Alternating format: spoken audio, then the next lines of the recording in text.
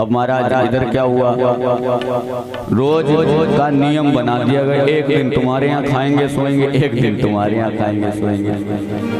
अब जब ऊपर वाली पत्नी की जब बारी आई तब सेठ जी उधर से आए रात को, तब तक नीचे वाली जो पत्नी थी, तो नीचे वाली पत्नी जैसे ही निकले तो कह दिया, अरे आज हमने आलू के पराठे बनाए और जरा टेस्ट करके जाइएगा।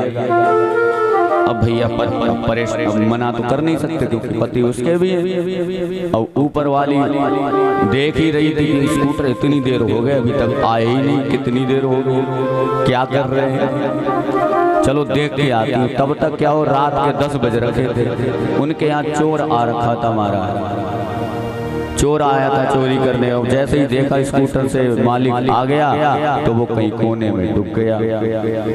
अब जैसे ही वो ऊपर वाली पत्नी आई और ऊपर वाली पत्नी ने देखा, अरे यहाँ तो आलू के पराठे खाए जा रहे हैं, हम सोच ही रहे थे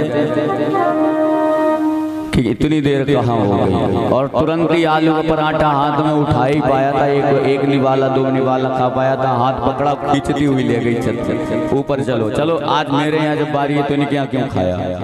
अब नीचे वाली पत्नी जो नीचे रहती थी उसने हाथ पकड़ लिया, अरे एक पराठा मेरे यहाँ खा लेंगे तो क्या कुछ हो जाएगा, खा लेंगे। वो कहती नहीं मेरी बारी है तो मैं ही खिलाऊंगी। वो कहती नहीं आज मैंने इनके लिए पराठे बनाए तो आज मैं ही खिलाऊंगी। अब महाराज ऊपर वाली एक हाथ ऊपर को खींचे और नीचे वाली नीचे को खींचे, और जीने में बेचारे सेठ जी।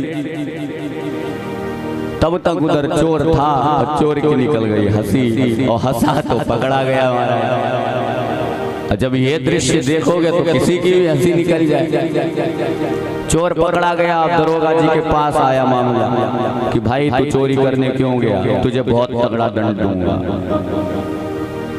10 साल की तुझे जेल होगी। उसने कहा, चोर ने एक बात बहुत अच्छी कही, महाराज चाहे मुझे 10 साल की जेल देना, चाहे मुझे 20 साल की, चाहे हो तो जान से मार देना, लेकिन सेठ जी जैसी हमें सजा मत देना। ऊपर वाली नीचे को ऊपर को खींचती है, नीचे वाली नीचे को खींचती है, कितना बेचारा दुर्भाग्य है इनका। और कहीं पता लगे हाथ उखड़ गया तो सेठ आधे सेठ जी उसके, आधे सेठ जी उसके।